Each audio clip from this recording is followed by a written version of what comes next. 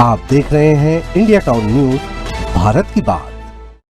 के मुंह में खून था, शरीर में कोई कपड़ा नहीं था, पैर दोनों राइट एंगल में मिला गया, एक पाँव बेड के इस तरफ, एक पाँव बेड के इस तरफ मिला गया। जब तक पेल्विक गर्डल नहीं टूटता है, इस तरह दो पाँव को नहीं चीरा जा सकता है। चश्मे को कूटा गया, जिसके वजह से आंखों से खून निकल गया। गले में गला दबाकर मारा गया। ये पूरा पोस्टमार्टम रिपोर्ट में वायरल हुआ है, आप लोग कृपया देखिए।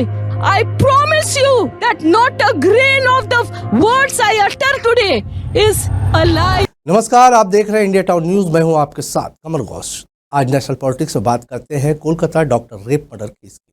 आपको बता दें कि Kolkata doctor rape murder case में पीड़िता के परिवार ने मुआवजा लेने से इनकार कर दिया है। बेटी के रेप के बाद दर्दनाक हत्या से सदमे में गमगीन माता पिता ने रोते हुए कहा कि हमारा सब कुछ खत्म हो गया है, अब मुआवजा नहीं, हमें और मेरी बेटी को न्याय चाहिए। इस दौरान पीड़िता के माता पिता ने कहा कि स्वतंत्रता दिवस पर लाल किले से पीएम नरेंद्र मोदी ने मेरी बेटी के लिए बोलते हुए दुख जताया। मुझे सरकार पर भरोसा है, अब देखना होगा कि हमें कब तक न्याय मिलता है। पीड़िता के पिता ने कहा कि हमें न्याय चाहिए, बेटी की मौत का मुआवजा लिया तो उसे दुख होगा। उन्होंने कहा कि सीबीआई ने आरोपियों की जल्द गिरफ्तारी का आश्वासन दिया है।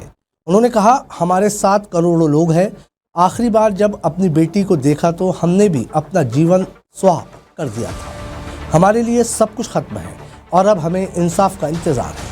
पीड़िता के माता पिता ने बताया कि उसने अपनी परेशानियों के बारे में अस्पताल और अपने दफ्तर में सूचित किया था।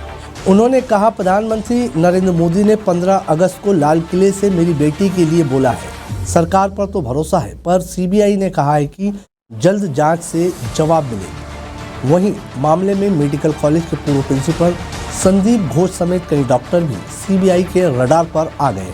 आरजी कर मेडिकल कॉलेज एंड हॉस्पिटल के 4 डॉक्टरों को कोलकाता के स्लॉट लेक स्थित सीजीओ कॉम्प्लेक्स में सीबीआई की विशेष अपराध शाखा ने पूछताछ के लिए बुलाया है। घटना की रात क्या हुआ था, इस संबंध में सीबीआई इन पीजीटी यानी पीजी ट्रेनी डॉक्टर से पूछताछ करेगी। कोलकाता पुलिस ने बताया कि आरजी कर मेडिकल कॉलेज में बुधवार 14 अगस्त रात तोड़फोड़ करने वाले 19 लोगों को गिरफ्तार किया गया है। इनमें से 5 की पहचान सोशल मीडिया फीडबैक के जरिए हुई। पुलिस ने कहा है कि वीडियो में दिखने वाले आरोपियों की पहचान लोग बता सकते हैं। वहीं आपको बताते चले कि ममता बनर्जी, जिनकी सादगी और नेतृत्व ने पिछले 23 वर्षों से पश्चिम बंगाल की राजनीति को प्रभावित किया है, अब एक नई चुनौती का सामना कर रही है। ममता बनर्जी, जिनकी राजनीति काबिलियत और संघर्ष को उनके समर्थक उच्च मानते हैं, ने वाम मोर्चे की 34 साल पुरानी सरकार को हराया और कई महत्वपूर्ण आंदोलन किए। हालांकि हाल ही में पश्चिम बंगाल में ममता सरकार के खिलाफ सत्ता विरोधी माहौल बनता दिख रहा है। कोलकाता में एक डॉक्टर से रेप और हत्या के मामले ने ममता बनर्जी को चारों ओर से घेर लिया है। विरोधी पार्टी प्रशासन की लापरवाही का मुद्दा बना रही है और टीएमसी के ही नेता भी सरकार की आलोचना कर रहे हैं। आपको बता दें कि इससे पहले भी ममता बनर्जी कई बार आलोचनाओं का सामना कर चुकी है, जैसे संदेश खाली और आसनसोल हिंसा के मामले में, लेकिन इस घटनाओं के बावजूद उनकी राजनीतिक स्थिति पर असर नहीं पड़ा। अब सवाल यह है कि क्या कोलकाता रेप केस के आरोप ममता बनर्जी के राजनीतिक भविष्य को प्रभावित करेगी?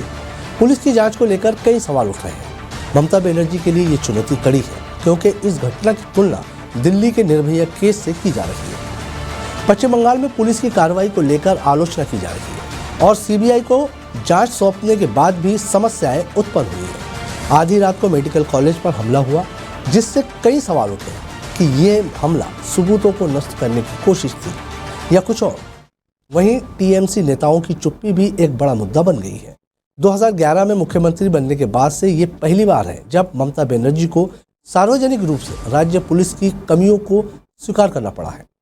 अस्पताल प्रशासन के लिए कुछ महत्वपूर्ण सवाल उठ रहे हैं, जैसे कि संदीप घोष का इस्तीफा अस्वीकार करना और उन्हें अन्य कॉलेज का प्रिंसिपल बनाना।